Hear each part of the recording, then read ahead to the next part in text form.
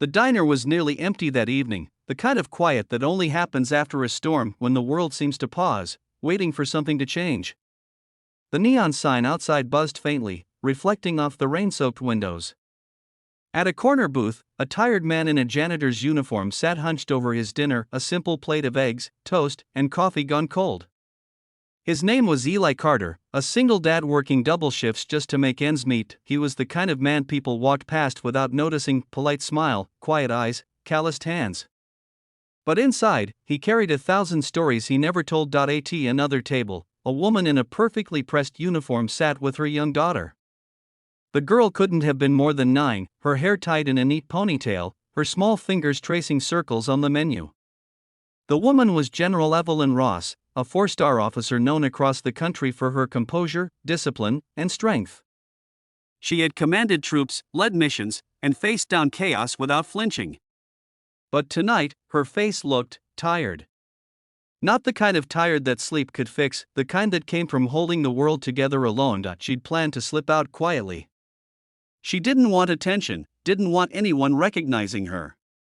But as she reached for her wallet, her daughter's soft voice broke the silence. "Mommy," the girl whispered, glancing toward Eli's table, "why doesn't he have dessert?" Evelyn froze. Her daughter's innocent eyes were locked on Eli's plate, clean, except for a single slice of dry toast left uneaten. Eli noticed too. He gave the little girl a small smile and lifted his cup as if to say, "I'm fine, kiddo." But there was something about that moment, something pure, that made him swallow hard. He could see his own daughter's reflection in her face, the one he'd lost 2 years ago to leukemia. He reached into his jacket pocket and pulled out a small pack of crayons. He always carried them, a habit he couldn't break. He slid them across the table toward the girl with a shy smile. "For the artist," he said softly. The girl's face lit up. Evelyn tried to object, but the warmth in Eli's gesture stopped her. "Say thank you, Lily," she murmured. "Thank you." Lily beamed, already coloring on a napkin. Evelyn watched quietly, her military-trained composure cracking just a little. "That's very kind of you," she said. "But you didn't have to." Eli shrugged. "I didn't have to, but sometimes, you do what you wish someone had done for you." That line hit harder than she expected. There was something in his eyes, a weight, a loss she recognized. Evelyn had seen that look on soldiers who came home but left part of themselves behind. They talked a little, nothing deep at first. Just about work, the weather, Lily's love of drawing. Evelyn didn't mention her rank. Eli didn't talk about his past. Two strangers sharing a few quiet words over coffee and crayons, but then the waitress came by, apologetic. "I'm sorry, sir. Your card was declined again." Eli flushed, fumbling through his pockets. "It's okay, I've got." Before he could finish, Evelyn slid her card across the table. "Put it all on mine." He looked up, startled. "Ma'am, you don't have to do that." Her voice was firm, but gentle. "Neither did you."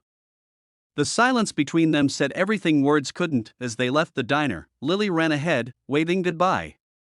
But Evelyn lingered by the door, studying him.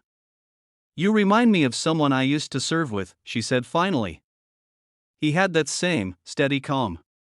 The kind that doesn't break, even when life does. Eli smiled faintly. "I'm no soldier, ma'am.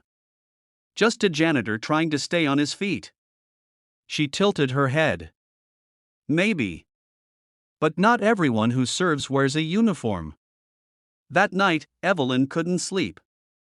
Something about Eli haunted her, the quiet dignity, the pain he tried to hide. So the next morning, she called in a few favors. Within a week, Eli was called to the base, confused, nervous, holding a worn envelope with his name on it.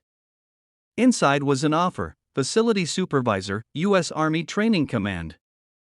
Benefits. Housing. Health coverage. When he arrived, General Evelyn Ross was waiting at the gate, her daughter holding a small drawing, the same napkin Eli had given her crayons for. Lily handed it to him. It was a drawing of 3 people, Eli, Lily, and Evelyn, sitting together, smiling. At the bottom, in bright blue crayon, she had written, "No one eats alone anymore." Eli's throat tightened. "General." I don't know what to say. She smiled softly. Just say you'll take the job. We could use someone like you. He looked out at the napkin, then at her, a woman who commanded thousands, but still saw a man the world had forgotten, and for the first time in years, he said something he hadn't dared to say out loud: "Thank you for seeing me." Months passed, and Eli became part of the base family. He fixed things quietly, kept the hallways clean, made sure the soldiers had coffee before dawn. But more than that, he became a reminder that kindness still existed in the smallest places, that even broken people could find purpose again. Evelyn often found herself stopping by the maintenance wing, just to talk. Sometimes about work, sometimes about nothing at all. And every now and then, she'd find him sitting with Lily, teaching her how to fold paper cranes or clean a paintbrush properly. Lessons of patience and care. One afternoon, as the sun set behind the base, Lily ran up holding a letter. "Mr. Eli. They're naming the new rec room after you." Eli chuckled. "Oh, they don't need to do that." Evelyn approached, her eyes soft. "Actually, they do. You've given more to this place than most people realize. You reminded us what service really means." Eli looked out toward the horizon, his voice low. "I just did what I could." Evelyn smiled. "And sometimes, that's all it takes to change everything." The screen fades on that line, her hand resting on his shoulder, the little girl's laughter echoing behind them, and the old neon diner sign flickering faintly in the distance. No one eats alone anymore.